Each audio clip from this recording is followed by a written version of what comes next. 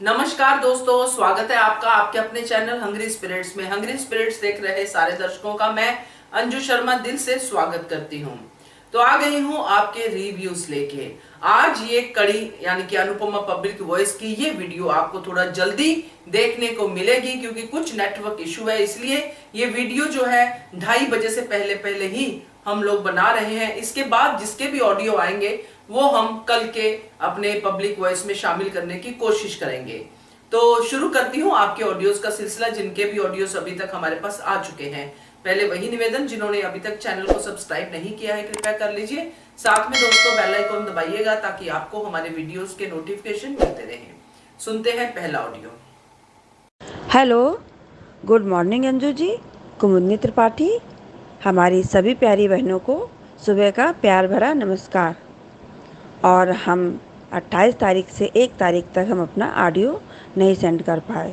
हम जहाँ जॉब करते थे संभल में, बहजोई में, वहाँ मेरी एक फ्रेंड थी, उनके हस्बैंड एक्सपायर हो गए थे। हम वहाँ गए थे। एक दिन मेरे यहाँ रुद्राभिषेक था तो उसमें बिजी थे। पता नहीं क्यों अनुपमा नहीं चाहती थी कि काव्या क्यों के बच्चे का सच सबको पता चले। हम इस बात से सहमत नहीं हैं। अनुपमा बा को समझा रही है, पर बा अपनी जगह सही है। जो दलीलें बा ने दी सही दी, और इन सब बातों में डिम्पी मजे ले रही है। अनुज ने जो अधिक के साथ किया बहुत अच्छा किया, बहुत अच्छा लगा, और अधिक को बहुत अच्छे से अनुज समझ चुके हैं। पर बाकी है कि पता नहीं कितनी दुष्ट है, उसको अधिक की चालबाजियाँ नहीं दिख रही हैं। काव्या अपनी जगह सही बोल रही है बा से। काव्या ने तोशु और बी को भी कटघरे में खड़ा किया कि जब तोशु और वी ने धोखा दिया था तो उनको घर में रहने दिया गया था। अधिक और बरखा आपस में बात कर रहे हैं तो रोमिल बीच में आ जाता है। तो अधिक सोचता है कि रोमिल ने सुन ली है पैसे छिपाने वाली बात, पर वो आईपैड की बात करने लगा। जब रोमिल जाता है तो फिर बरखा रिलैक्स। अधिक रोमिल को फंसाने की कोशिश कर रहा है, पर अधिक को रोमिल ही एक्सपोज करेगा। जब बा ने काव्या को निकलने को कहा तो डिम्पी खुश थी। बा काव्या को खींचकर बाहर करने जा रही थी तो अनुपमा ने बा का हाथ पकड़ा और अपनी बात रखी, साथ ही अपने साथ ले जाने को तैयार हो गई। अनुपमा ने भी सही कहा कि तोशु और मिस्टर शाह का झूठ पकड़ा गया था, पर काव्या ने अपना सच स्वीकार किया है। पर इसको ही घर छोड़कर जाना पड़ रहा है। पर लग रहा है कि वनराज काव्या को रोक लेगा। लो, वनराज ने कह दिया। चलो, आज वनराज को रियलाइज हुआ कि उसने अनुपमा के साथ सबसे बड़ी गलती की थी। मैं प्रायश्चित कर रहा हूँ। काव्या ने जो किया मेरे साथ वो सज़ा है। वनराज ने बहुत कुछ अनुपमा ने उससे सीखा। अच्छा है। वनराज की ये बात बहुत अच्छी लगी कि औरतें जब माफ़ कर देती हैं आदमी को, तो आदमी क्यों नहीं माफ़ कर सकता है। आज के सीरियल से ये सीखने वाली बात थी। वनराज ने कह दिया कि मैं काव्या को और इस बच्चे को अपनाऊंगा। ये बात सुनकर अच्छा लगा, और काव्या भी अब रिलैक्स महसूस कर रही है, और ये सब देखकर अनुपमा को भी बहुत अच्छा लगा। और प्री कैप देखा जो कल भी था वही। और कितनी बदतमीज है ये पाखी। सच में मन करता है कि इसको कई थप्पड़ लगाऊं। अरे, जो मन करे करना है कर लो। अपनी माँ को क्यों बता रही हो कि मैं ये करूँगी। और जब पाखी बोल रही थी तब अधिक के एक्सप्रेशन देखने लायक थे। सीरियल बहुत ही अच्छा चल रहा है। अब आगे देखते हैं क्या होता है। धन्यवाद। थैंक यू सो मच कुमुद जी, आपका ऑडियो बड़े दिनों बाद आया और आपने हमें वजह भी बताई, तो हमें आपकी फ्रेंड के साथ पूरी पूरी सहानुभूति है। भगवान उनको पूरा हौसला दे इस जो है सदमे को सहने के लिए। और बाकी आपने भेजना शुरू किया है तो बहुत अच्छा लगा, और अच्छा ऑडियो है आपका हमेशा की तरह। Thank you so much. आगे बढ़ते हैं, अगला ऑडियो सुनते हैं। हेलो अंजू जी, आपको और मेरी सारी सहेलियों को मेरा प्यार भरा नमस्ते। श्रद्धा, कल आपका ऑडियो में आपका जो था कि अनुज कपड़िया इज बैक, तो हाँ, सच का आपने बहुत अच्छा लग रहा है कुछ एपिसोड से अनुज का ये परफॉर्मेंस। और सबके बहुत कमेंट्स थे आपके इस ऑडियो पे, सबको बहुत पसंद आया। सभी लोग, सभी जो भी अनुपमा शो देखते हैं वो वाकई में सब अनुज को ऐसे ही देखना चाहते हैं। अनुज का ये रुख, क्योंकि अनुज की एंट्री ही कुछ ऐसी ही हुई थी। अनुज की एंट्री इससे ये हुई थी, तो अच्छा लग रहा है अनुज का ये सब देख के। अनुज बहुत अच्छे से हैंडल कर रहे हैं। अनुज आज फिर से पाखी की वो वीडियो कॉलिंग अधिक के साथ सुनी तो समझ रहा है इस बात को कि इसको इस टाइप के लोगों को समझना और इसको इनका नकाब उतारना बहुत आसान होता है, क्योंकि मारता है पीटता है तो वो तो भी दिखता है आंखों से, पर ये जो हरकतें कर रहा है वो गलत। तो अनुज ने फिर से कहा कि नहीं, इसके लिए ज़रूर कुछ ना कुछ तो करना ही पड़ेगा। और पाखी नहीं समझती इस बात को। पाखी के लिए मुझे यही नहीं समझ में आता कि पाखी जैसे बच्चों को क्यों नहीं समझ में आता है कि उनको उनका प्यार लगता है, जैसे किसी वो अधिक को प्यार को समझ रही है, उसको ये कह रही है, पर उसको अपनी माँ का नहीं दिख रहा है। माँ ने तो कभी ऐसे थप्पड़ भी नहीं मारे, बहुत बड़ी गलती करने के बाद ही एक आध बारी अनुपमा ने थप्पड़ मारा पाखी को, पर कभी सजा नहीं दी, और जब भी पास आई तो गले ही लगा लिया। तो ये बात पाखी को क्यों नहीं समझ में आती कि मेरी माँ में बड़ी जो उसके पिता समान है, पिता जैसे ही प्यार करते हैं। कहते इसका वनराज का तो दिखाते नहीं है, फिर भी वनराज करता है ना ऐसा, शो में बार बार नहीं दिखाते इधर की चिंता पाखी को लेके, पर सब करते हैं। तो ये पाखी जैसे बच्चों को क्यों नहीं समझ में आता है, प्यार अगर है तो क्या ये प्यार नहीं है? क्या अधिक के लिए तुम्हारा प्यार है, बाकी के लोगों का प्यार नहीं है? तो ये मुझे बड़ा अफसोस होता है इन सबको देख के। बार बार ये दिखाते हैं तो जब देखते हैं तो गुस्सा ही आता है, बाकी पे गुस्सा ही आता है अभी। और शाह उसमें भी बहुत अच्छे से कमांड, बहुत अच्छी कोशिश कर रही है अनुपमा हर एक कोशिश कर रही है कि काव्या को समझे, काव्या के झूठ को समझे, उसके पीछे के दर्द को समझे, पर बात समझने के इसमें नहीं है। बहाने अपना फैसला सुना दिया है, काव्या को घर के बाहर जाना है, कोई भी रोकना नहीं रहा। बापूजी भी समझ में नहीं आ रहा, बापूजी को भी, बापूजी वैसे भी कुछ बोलते नहीं पहले से ही, पर बाकी के तो फैमिली मेम्बर का बोलना कुछ क्या ही चलेगा बाकी सामने, बच्चे हैं बाकी के सब। और वनराज ने जो आखिरी जब अनुपमा कहती कि चलो काव्या, तो बापूजी पूछ ही लेते कि कहाँ लेके जा रही इसे, तो कहते अपने घर, मेरे अनुज मना नहीं करेंगे। तो बस यही अनुपमा की जो बात वनराज को चुभ गई। वनराज को आज मैं बहुत नोटिस कर रही थी, जब से देख रही थी कि वनराज अब बोलेगा कि अब कहीं तक रोकेगा। मुझे वनराज से यही लग रहा था कि वनराज नहीं जाने देगा, क्योंकि मुझे पता है अगर वनराज को गुस्सा करना होता तो बाका इंतज़ार नहीं करता, उसको अगर छोड़ना होता तो बाका इंतज़ार नहीं करना होता। तब उसने कहा था कि मैं नहीं बता सकता, मेरा मेल ईगो, जो मर्दों को अगर धोखा मिलता है तो उसको लोग कैसे हंसते हैं, और सब नज़रों में सबके अलग इमेज बनती है। औरत के साथ अगर ऐसा होता है तो औरत बेचारी दुखियारी अबला नारी कहलाती है, और उसके तकलीफ को सब समझता है, पर एक मर्द के उस तत्व को नहीं समझता। ये जो वनराज ने अनुपमा से उस रात बात की थी तो उसके ऊपर से करी, तो वो कहीं ना कहीं उसके मन में चल रहा था, शायद हाँ प्यार करता है वो उससे, तभी वो हॉस्पिटल में गया और वहाँ पे हमारा बच्चा बोलने की कोशिश भी की थी, वो भी दिख रहा था, ऐसा कुछ नहीं है कि वो वनराज का दिख नहीं रहा था। पर फिर भी वनराज इतने बड़े फैसला जो लिया तो वो चुभा, अनुपमा की बात उसको चुभी कि वनुज मना नहीं करेंगे, तो वो बात तो है। उसके बाद ही वनराज ने रोका, तो वनराज का आज का परफॉर्मेंस फटा पोस्टर निकला हीरो की तरह ही लगा मुझे। आप देखते हैं अंदर उसके और क्या चल रहा है, कब तक काव्या के साथ जब उसका बिहेवियर हम लोग देखेंगे तब। पर आज चलो प्रायश्चित का नाम पे बोल रहा है, वो प्रायश्चित करना चाहता है, ये मेरा प्रायश्चित है मेरी गलतियों के, मैंने बहुत गलतियाँ की और अनुपमा ने माफ़ किया, पाखी भी माफ़ कर रही है अधिक को, किंजल ने भी माफ़ किया। औरतें माफ़ करती है तो हम मर्द क्यों नहीं। हाँ, सुनने में डायलॉग बहुत अच्छे लगे, बहुत अच्छी बातें की, क्लियर की इसने वनराज ने। फिर भी इसको अभी एक मैं परसेंटेज 99% ही दूंगी इस बात को, क्योंकि 1% इसका बिहेवियर काव्या के साथ कैसा आता है उस पर डिपेंड करता है कि उसको रखना चाहे, उसके अंदर का डर है इस वजह से रखना चाहता है क्या, तो ये समझ में आएगा बाद में। और ठीक है, सो आज अच्छा लगा। अभी अनुपमा वहाँ से निकली नहीं है तो थोड़ा सा और अनुपमा वहाँ रुकेगी मुझे लगता है, कल थोड़ा सा एपिसोड में दिखाएंगे। और फिर यहाँ पे जो किया अधिक ने बरखा से बातें कर रहा है वो, कि रोमिल निकल जाएगा, रोमिल। तो पर रोमिल ने आज शायद मुझे लगता है सुन ली ये बात, और वो ये नहीं करना चाह रहा है। तो शायद मुझे लगता है कि रोमिल ने भी जो कहा कि वो कहता है कि इसको बाहर का रास्ता दिखाएंगे, इसको ऐसा फंसाऊंगा कि ये बाहर ही जाएगा। तो रोमिल भी कहता है कि तुझे भी पता नहीं बेटा मैं तुझे कैसे फंसाऊंगा। तो ये भी पता नहीं, रोमिल का भी कुछ चल रहा है गेम प्लान अधिक के लिए। देखते हैं, शो में है, इंटरेस्टेड है और राखी का इंतज़ार है। राखी रक्षाबंधन यहाँ पे होना ही है, होगा ही। और सोमवार का भी है।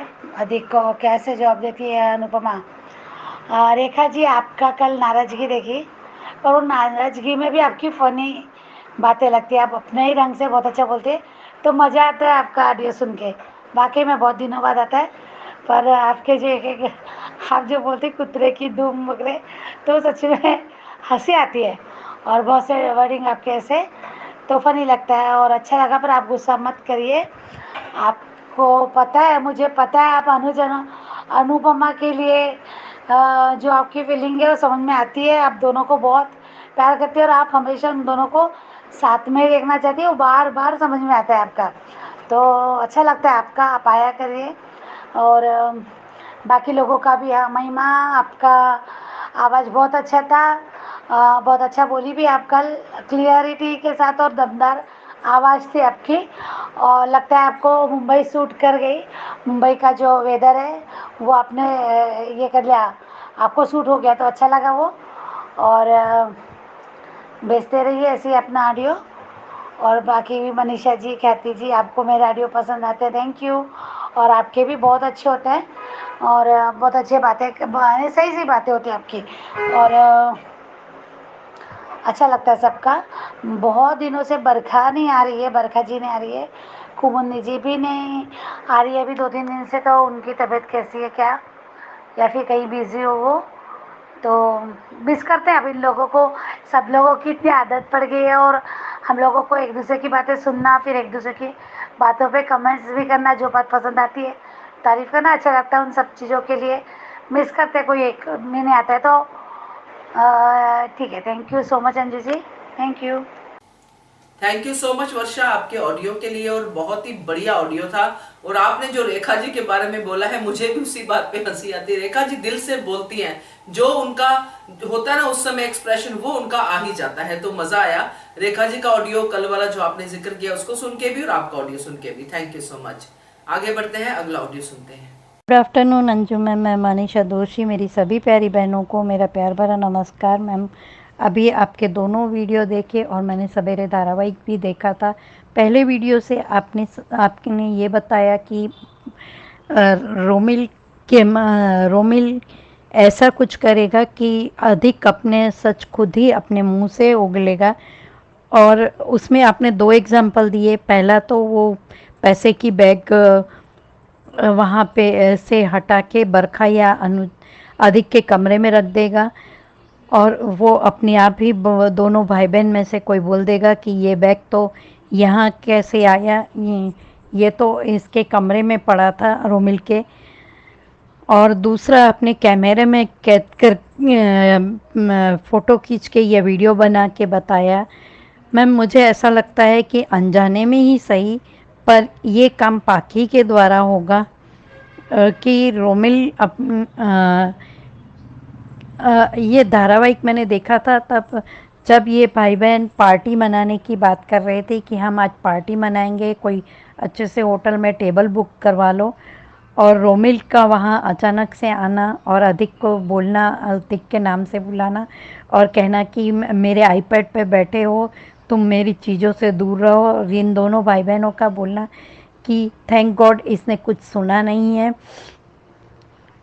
तो वो अपने आप में ही मस्त थे दोनों भाई बहन, और ये बोल रहे थे कि चलो अभी इसने सुना नहीं है तो हमारा तो गेम प्लान सक्सेस हो जाएगा, और इसे तो अब भगवान ही बचा सकते हैं। उसी समय रोमिल का मन में बोलना कि मैं ऐसा कुछ कर जाऊंगा कि तुम्हें तो भगवान भी नहीं बचा पाएगा। तो मुझे ऐसा लगता है कि रोमिल अनजाने में ही पाखी को उस बैग तक पहुंचा के पाखी के हाथों वो बैग अनुज को दिलवा देगा या कुछ और हो जाएगा, तो अपने आप ही ये दोनों भाई बहन में से कोई ना कोई बोल देगा। और मैंने धारावाहिक से देखा, धारावाहिक की शुरुआत शाह हाउस में हुए तमाशे से हुई।